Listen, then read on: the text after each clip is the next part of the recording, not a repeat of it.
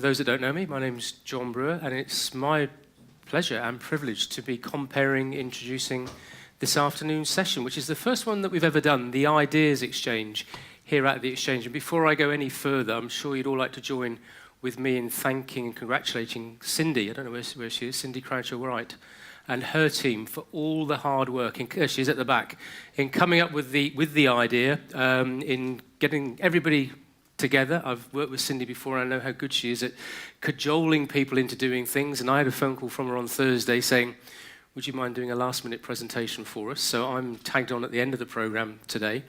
A couple of ground rules. We are being filmed, but also at the same time it is quite a relaxed session. They are absolutely timetabled at 8 minutes, and Emma, who's sitting at the front here, has a series of cards which she will be holding up and waving at the speakers. And if you go over 8 minutes, there is a button just here that I will push, and the trapdoor will fall, and not quite. But we are going to stick very, very tightly to time. So what I would ask is that, as I say, it is quite relaxed. So if you feel you need to leave, go and get a drink, go and have a comfort break, then just please wait until each of the talks has ended, pop out, and then come back in again quietly. My former boss at Glaxo used to say to me that you can often judge your working environment by the number of fun days that you have. And having looked down at the programme, at the 12 speakers we've got, at the content that we have, I am sure that this afternoon is going to be really good fun. I think you'll all really enjoy it. We've got a whole wealth of different topics to cover, and I think that in itself will mean that we have a very stimulating afternoon with lots of ideas flowing from the speakers. There won't be any questions. We're just literally going to go from one to the other, so it will be a real whistle-stop tour of lots of different topics and lots of different opportunity to gain more information and more ideas. So that's really enough from me. We have 2 hours, 10 minutes in total of talks. I was mindful of the fact that that was the time it took Mo Farah to run his first marathon. So think of that as we're going through the sessions. And with that in mind, or with the sporting theme in mind, the first speaker is Amy Price, who many of you will know as the Programme Director for physical and sport education. Amy's talking on what teachers can learn from digital video game design. And I've asked each of the speakers to give me a couple of quirky pieces of information on them before I hand over to them. Amy was on TV at the age of 18 in a competition to meet David Beckham. Sadly, she didn't win, but she is on TV next month talking about footballers and whether video games improve their performance. Certainly my understanding of footballers and knowledge of footballers is that they would all be brilliant based on the amount of video games that I know they will play. Amy herself is a former player. She played for Wimbledon and has a UEFA A licence, which is an extremely impressive qualification to have. So without any further ado and comment from me, I'll hand you over to our first speaker, Amy Price.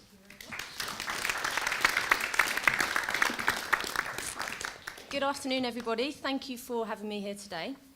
As John said, I'm going to be talking about video game design and how us as teachers or coaches working in education might be able to learn from the ways in which video games are designed to enhance both learning and performance of the young people that we work with.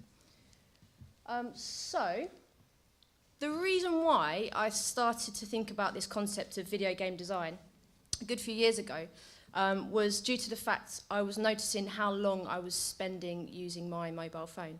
And you'll know if you've got an iPhone that they do reports now on your screen time. And I was really, really alarmed when I got my software update a couple of months ago to see how much time I was actually spending looking at my screen. And there's a little screenshot of what I was actually doing on my phone. It then led me to think about the young people of today and how my brother, for example, who's 18 years old, spends far more time on his screen than I do on mine. So I started to Google what are the effects of screen time. So it became quite a problem in the media. We can see that there's a lot of news stories talking about the negative effects of looking at your screen and how that can potentially change young people's brains and how they think and how they're wired. And they went on, these stories around how negative screen time is. I was also thinking, well, what do I do on my phone? I don't play that many mobile games, but I do know, as I said, my brother does. And I'm thinking, well, is it a good thing? Is it a bad thing? I then started to think about, well, using my brother as an example, he spends a lot of time in this virtual world. connected to this phone. And probably he's not so good at performing in the physical world. He's probably a little bit disconnected from reality. And now it led me to think about, well, can we find a way of blending these two worlds together?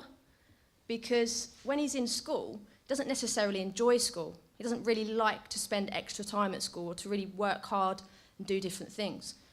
Well, if we were able, as teachers, to find methods in the classroom or out on the pitch to engage our young people in the way that video games are engaging our young people, we might be onto something. We might be able to really enhance the learning and performance of the young people.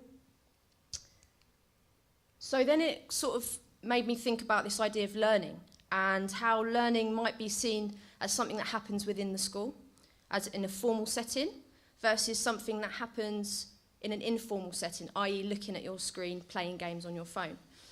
And I'm starting to think if we were to make learning more holistic and we offered opportunities for these young people to fulfill their potential within the classroom by ensuring that the way in which we design our lessons are motivating, set really complex problems for our learners so they feel engaged because there's the right amount of support for them to access.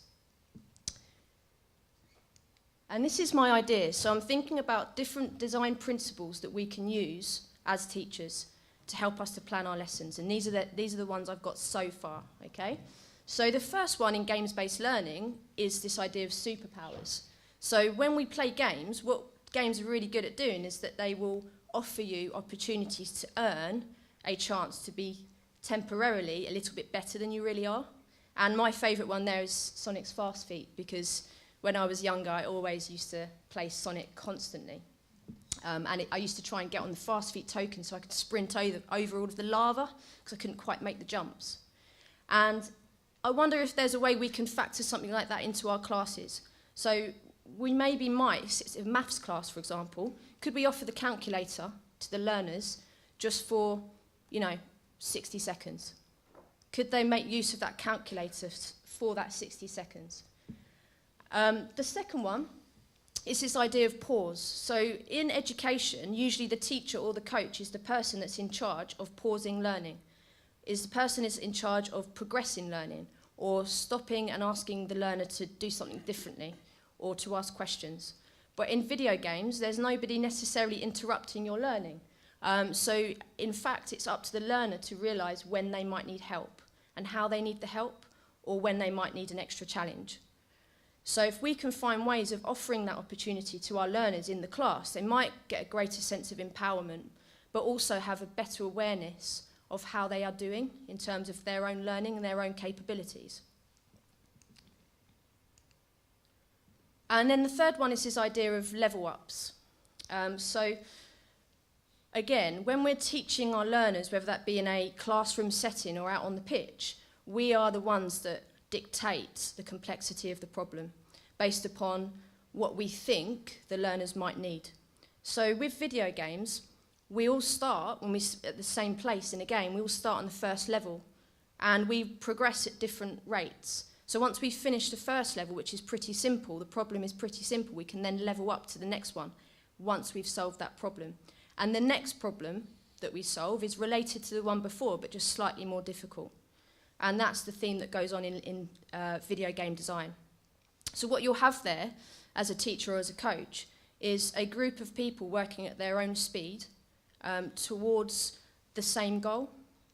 And actually, you might get from the learners there a greater sense of problem-solving abilities, because the problem they learnt before actually relates to the next problem, and then they're more motivated to get to the next level.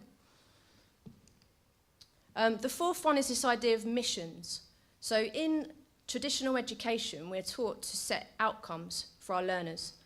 So at today's lesson, we're going to try and achieve this, this, and this, and they're usually quite prescribed. In video games, you'll set a narrative at the start of the game. So anyone who's ever played Super Mario, where you have the princess in the castle that you need to try and save, that's the narrative behind the game. And the mission is to try and save her, but there's lots of barriers in your way, lots of problems that you need to overcome. So if we were to flip education ever so slightly and not be really prescriptive about certain outcomes, we set the goal, and that might be a goal that the learners achieve not just in one lesson, but it could be over 6 to 8 weeks of work. And each lesson they're coming back and they're working towards that, and the process is theirs. They own that process.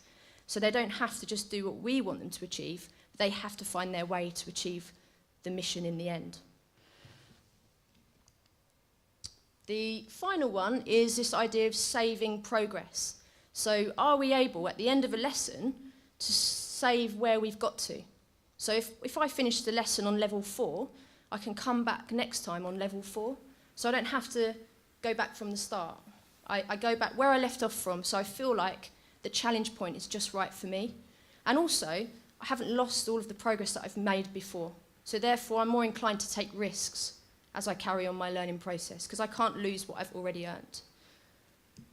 So in summary, I really was wondering whether this idea might help the young people of today to start to love learning a little bit more, and to love that idea of formal learning in the classroom, and to actually start to blend together the idea of formal learning, informal learning, the virtual world and the physical world.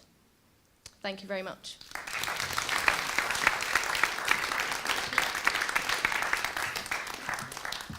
Amy, fantastic. A really great opening to this afternoon. It's really some stimulating thinking and ideas that I think you've come up with. So well done. Congratulations. Absolutely excellent.